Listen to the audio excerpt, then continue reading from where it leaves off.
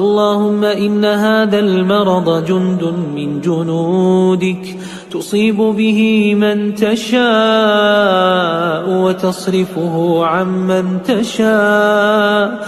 اللهم فاصرفه عنا وعن بيوتنا وعن أهلينا وأزواجنا وذرارينا وبلاد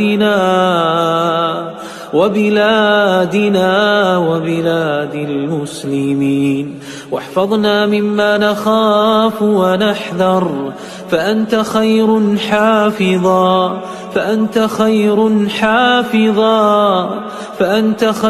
حافظا وأنت أرحم الراحمين. اللهم إن هذا المرض جند من جنودك تصيب به من تشاء وتصرفه عمن تشاء.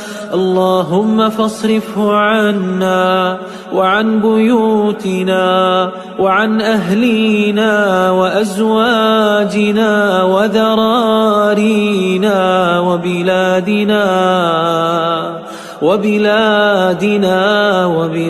المسلمين، واحفظنا مما نخاف ونحذر، فأنت خير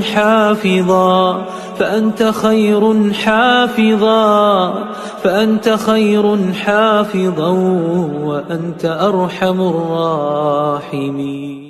اللهم إن هذا المرض جند من جنودك تصيب به من تشاء وتصرفه عمن تشاء. اللهم فاصرفه عنا وعن بيوتنا وعن أهلينا وأزواجنا وذرارينا